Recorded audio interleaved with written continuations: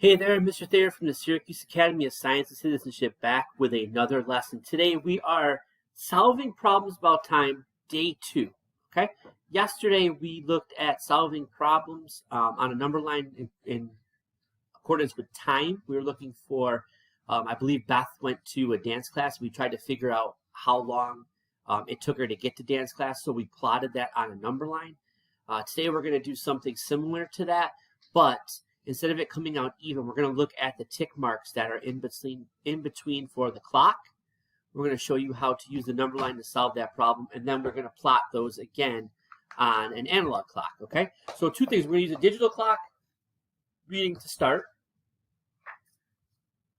And basically what we want to know is the time elapsed. That means how much time went between 108 and 137. How much time is that? Now, we could do a very basic subtraction problem if we wanted to find it out. That's perfectly acceptable. But I like to use the number line just in case I'm not, I don't see that and I can plot things out. The thing you want to understand is this. We know that in between the marks here, that's 5 minutes. But in between those marks, there are tick marks, which represent minutes, okay? So right here, I'm just going to draw. Here's my number line with, let's put 130 and 135 up there. And then in between that, you're going to see four tick marks in between the bigger marks that I have. And those are counting by ones. So here you're going to see 130, you have 131, 132, 133, 134, and then 135. You're going to notice that there's 4 tick marks in between those numbers counting by 5, okay? So that's kind of like what we really want to understand today, are those tick marks and how we're going to count them, okay? So let's take a look. So you're going to notice right off 108 is going to be not hard to plot, but it's not where it needs to be, where it's not easy to find on here. So we know 108 is going to land between 105 and 110. Okay? So there we go. We're going to get those tick marks in there. 1, 2, 3, 4. Right? So 105 is going to be 106, 107, 108. Okay? So there we are at 108 on our number line. So we also have to plot 137.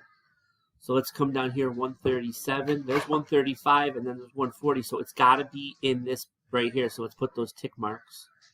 4 tick marks there. So 135, 136, 137 right here. Okay? So we plotted those 108 to 137. Now, the tricky part. We have to kind of read the number line to figure out how we want to do it. The first thing I'm going to do is I'm going to get to, so I know 108 here. So 8, to get from 8 to 10, that's two more marks. Okay, so 1 tick mark, and then 1 more gets me there. I'm going to move this up here, 108. So I know that that was 2 minutes there. Now I'm at the 110, so I know now I can go here. That's 5 more minutes. Take another jump. That's 5 more minutes. Take another jump. That's 5 more minutes. Take another jump to 130. That's 5 more minutes.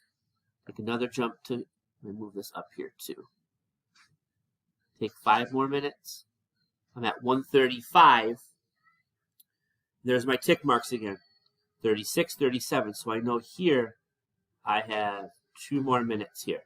So I have 2 minutes here, 5, 5, 5, 5, 5, and then 2 more minutes after that. That is the elapsed time that took place between 108 and 137. Now, I can line these numbers up. I can line these numbers up and add them in a big column. Or what I like to do is I'm going to count by 5s here. 5, 10, 15, 20, 25. I have 25 minutes there. And 2 and 2 is 4. So 25 plus 4 gives me 29 minutes is the elapsed time. that is the elapsed time that took place between 108 and 137. Okay? So that's just using the number line to figure out the elapsed time between those two. Now let's take our analog clock and let's put those on there. Let's plot those on there. So our first one is 108. So we know our little hand here is going to point.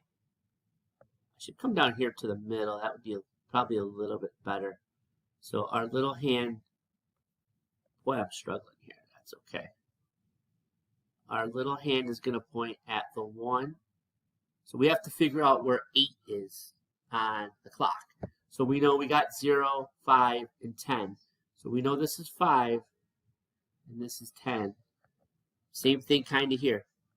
We got those. We got 6, 7, 8, 9, and 10.